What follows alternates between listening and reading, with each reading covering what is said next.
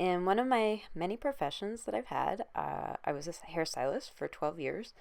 And so I'm going to show you how I would always recommend to customers to cut their own bangs in between haircuts if they needed to. I had my hair professionally cut last time. That was about a month ago. So my bangs are a little bit grown out. So these are helpful if you have these little clips, but if you don't have these clips, you can also just use a hairband to put your hair back.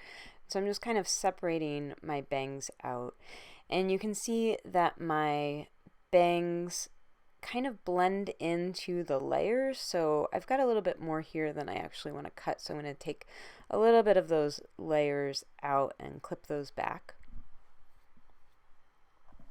And I'm going to show you how to cut your hair, your bangs, using just like, household scissors. Because most people don't have stylist shears at home. My part is slightly off center, so the point of my bangs is going to also be slightly off center.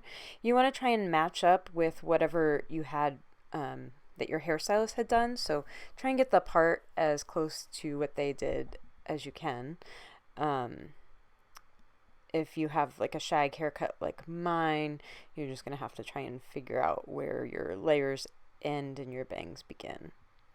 I also have a pretty severe calic on the right side of my forehead, which would be the left side in this image. So you can see that my bangs are longer on that side, and that's because with the calic, they kind of pop up a little bit on that side. I also sort of sweep them to the side a little bit.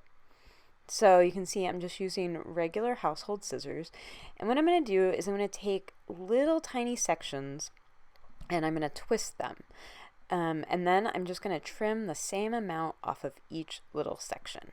And the reason you do this, there's a couple reasons for this. One, it's easier to take off the same little amount in each section. It's easier for us to kind of measure that way than if you go straight across. And this way you're also better able to follow the line of your hairstylist that they had done on your bangs. And then the reason you're twisting it is by twisting it, it's making the cut not so blunt. So once you comb it out, it's going to have that softer kind of point cut look to it without having a point cut. Also, by twisting it like this and using household scissors, the hair isn't going to, with the regular household scissors, the hair kind of slips away from the scissors. And so if you're using sort of household scissors and you go across your head or across your bangs with the scissors, the hair is all going to kind of push away from the scissors. So it's easier to cut these little sections off. So I just worked my way all the way across my whole bangs, cutting a little bit off of each section. And you want to just really try to follow the bang trim that you had from your professional stylist. So making sure that you're cutting the same amount on each part.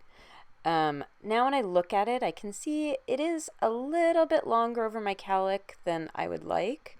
I do like it to be a little longer than the rest over the calic because, like I said, it often will pop up and be shorter right there, but that was just slightly too long there, so I'm just going to trim it. So you can also make these adjustments, and I like to take tiny amounts off. So you could do this whole process, go through and do it once, just taking off maybe like a 1/4 inch or something and see how that looks, and then you can go back and adjust. Typically your hair is going to grow about a 1/2 inch a month. So if it's been a month since your last bang trim, it's probably going to be a 1/2 inch, but I would recommend starting with a 1/4 inch and then see if you need to do another 1/4 inch. It's better to have it be too long and take more off than have it be too short. So there's my bang trim. And be sure not to go straight across with kitchen shears. You're going to end up with crooked bangs that way.